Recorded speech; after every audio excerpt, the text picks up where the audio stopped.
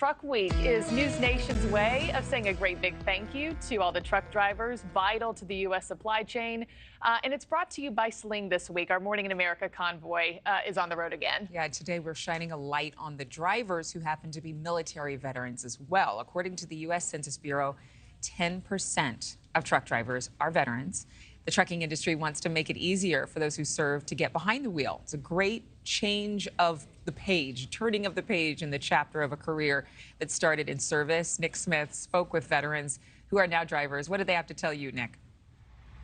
Oh, Adrienne, Markie, you know I've talked to you both about how proud I am of my own military service. So I had an opportunity to speak to veterans who have found a way to employ the skills they learned in the military to take those behind the wheel to continue their service to our country. You have to be resilient and determined, and that's all things that are in a day's work in the military. Do or die. No matter what, I'm going to get this done. The mindset of a military veteran. From serving our country to serving up your food, toys, and whatever else you buy. Veterans are now vital to trucking, driving goods across the country.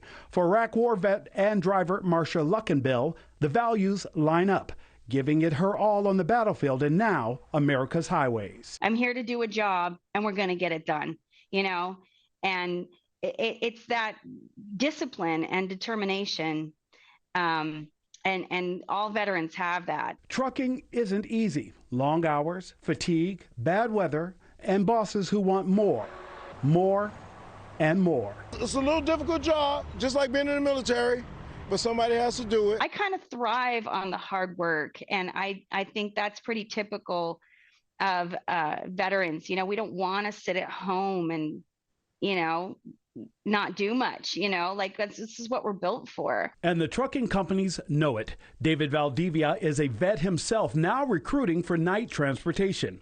Get this, 16% of their drivers are military veterans, and they're looking for more. The stability, the willingness to go the extra mile, and honestly, the lack of complaining.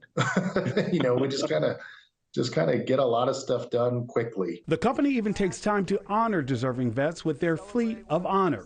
Military-wrapped rigs serving as a constant reminder of the commitment to freedom and the driver's service to our country. They decided to take an oath at one point, these men and women, to serve, right? And they get out of the military and they continue to serve. Markie, Marcia, who I introduced you to in that piece, is the recipient of a Fleet of Honors truck, and it's well-deserved. She takes care of her husband full-time, who is a wounded warrior, so it's like two full-time jobs, but she says he's getting better, and she attributes that to both her faith and her patriotism. Markie? Yeah, she has a full plate, that is for sure. And so neat to see this next chapter for a lot of these veterans, and they're still serving us today, just in a very different way. Nick Smith, thanks so much. There are a lot of people in this country who work a full-time job and are full-time caregivers. And I mean, our hearts go out to them because that's not easy for anybody. Thank you for watching. Go to newsnationnow.com to find News Nation on your television provider. And don't forget to click the red subscribe button below to get more of News Nation's fact-driven, unbiased coverage.